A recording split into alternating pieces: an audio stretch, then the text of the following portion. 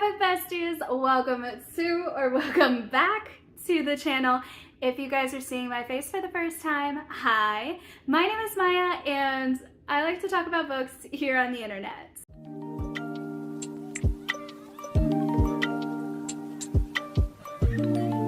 Let's just jump right into the haul. You guys, I'm like looking at just a lot of packages. All of that is what I'm looking at right now. That's the situation.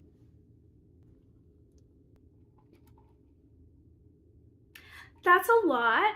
Some of this is not books. I just don't know what is. And I want to give you guys all of the books. So what we're gonna do is we're gonna cut out the stuff that isn't books, which is like 30% of the stuff if we're being honest. That's gonna be fun. But first, let's start off with what I know are entirely books that I got from Barnes & Noble. Alrighty? Yes. If We Were Villains by ML Rio. I have heard about ML Rio before, and I believe I have actually heard of the book If We Were Villains. And, okay, let me just put it out there. For the most part, when I buy books, I do read the back of them, so I know what they're talking about, but the second you ask me what is it about, even a second after I've read it, I could probably not tell you.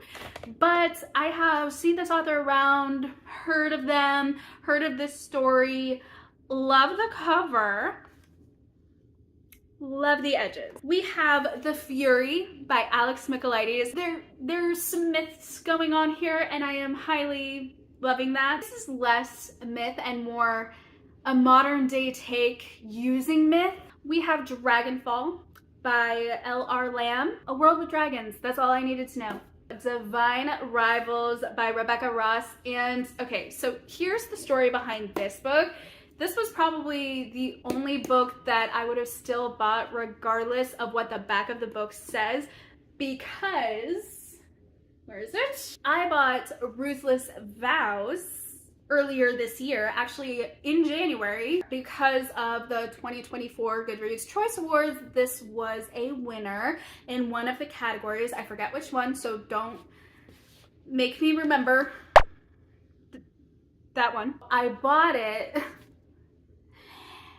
and I don't know why, but I didn't think it was a sequel. So here's the first book, and that was all she wrote for Barnes & Noble. Love that I'm throwing the packages around, and I have an energy drink right here. Y'all, I am living off of energy drinks at the moment, and because I'm living off of energy drinks so much, I am kind of like going through all of the various different menus. Like we got all of the menus up and open on my tabs. So today I decided for a Black Rock energy drink. It's really good. Trying to open it in a way where I'm not revealing addresses.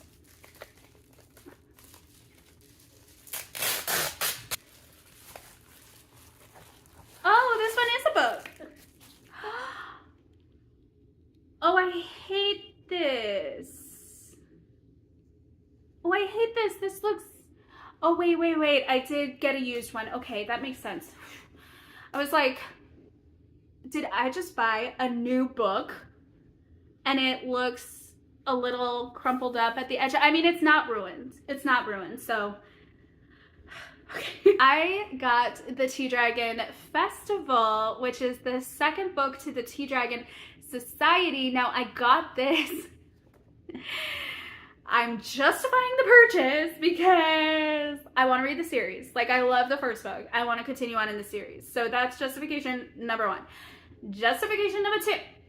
I have recently bought the Ultimate Reading Challenge book thing for readers, where it gives you 25 challenges. You complete them, you get a prize. So one of the challenges is to read a graphic novel. Behold the graphic novel. That is that. Whoa. Okay. Me acting as if I didn't purchase said book when I did. Okay. Images do not do real life justice ever. Oh my stars. Look at that. Just look at that. Okay. Oh, yep. The drawings are as exquisite as ever. Okay, so this is a continuation of the Tarot Cafe series by Sung-Soon Park. This is book 2. I'm gonna see if I can get book 1 in this edition. The thing is, when I bought book 1, I literally bought it on a whim because I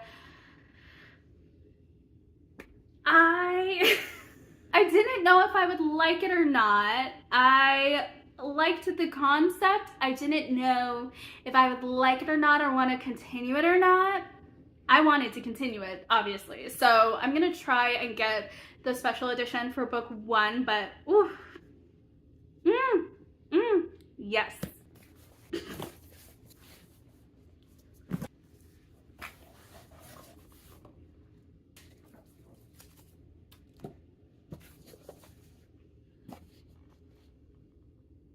Okay, I literally brought scissors for the sake of filming this haul. And I have no idea where I put them. Found them.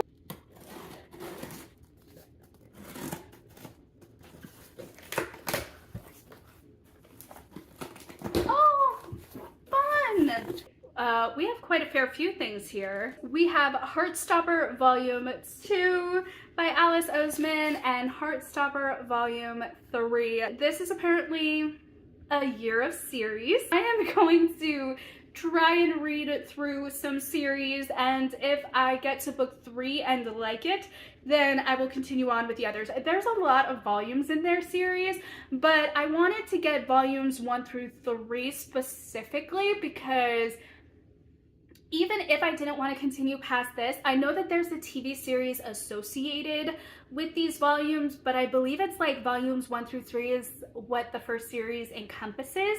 So that's why I went with, okay, let's get 2 and 3 if we're just gonna like go for it with the literature to film adaptation aspect of it, as well as, okay, by book 3, I should gauge if I want to continue with the series, because I started it with volume 1, but I don't know, I think it says something that I didn't continue on with the series right away. And I don't know what that meant, because now it's just been so long, so I don't know if it was just like, I was just very in a reader slump when that happened, or if it was some other like life was too busy lifing, or what happened there. So I want to give it a second chance. So that is what that is. We are now to the last package. I actually do have one more book incoming. Oh, I should have waited. You guys, Sunrise on the Reaping by Suzanne Collins. Now listen, I literally just posted my unhaul, and within that I unhauled the Ballad of Songbirds and Snakes. I have reasons for doing that and reasons for never watching the movie, and I feel like they are justified. However, I have been listening to what people are saying about this book, and my issue with the last book was not the world or how it came to be, it was who we were following. And like, I don't care in any capacity that his story was not justified. President knows. I don't care that his story was not justified. I don't want any context to this man, because for me, context often equates to empathy for a character in any sort of capacity, and this man murdered children for entertainment for years as a punishment. And from what I am reading, this happened prior to his birth. So he grew up in this world and maintained this world.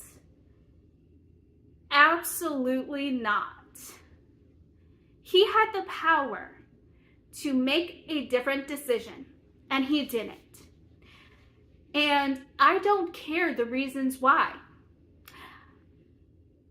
I don't care about his methods or his madness.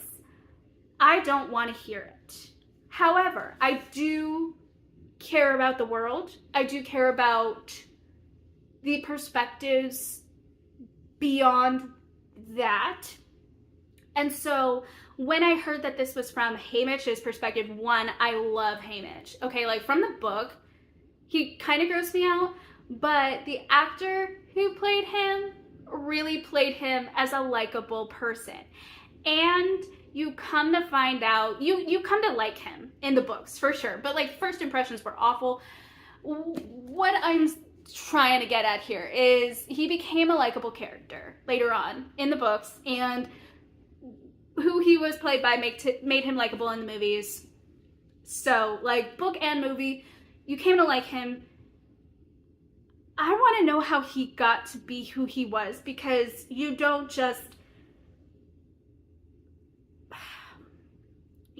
go through what you go through in those games and stay the same person. You just don't. There are things in life that change you permanently.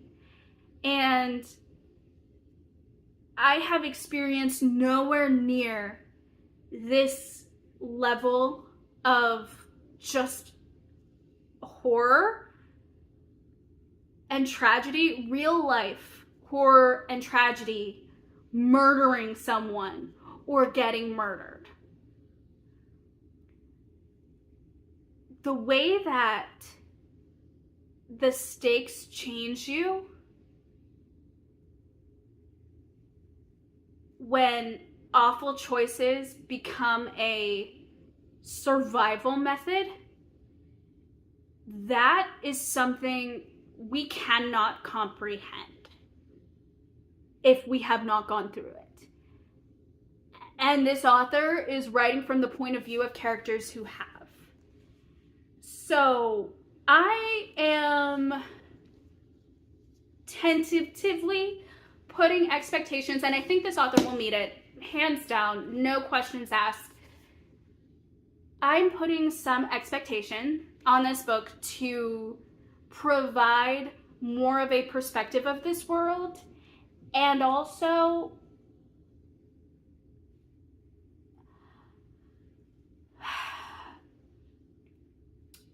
show the difference of life pre-games to the mindset that you had to just really quickly switch to, even during the training. Like immediately after your name gets called, okay, now we're in survival mode. Now we need to figure out, okay, what's going on. And I want to see the anger. I want to see the distress. Like, for as awful as this sounds, I want to see all of those real, raw, passionate, just like awful feelings come to the surface. I want to see the real, and I want them to yell it out. I want to experience what they're going through and get mad with them. I want to feel that. Like, I want this to make me mad because of what it became. And looking back at the world and like it being part of my dystopian phase, even then, like, I hated certain things about the world, but now there's more of an acute, just like anger at this world and at the people within this world.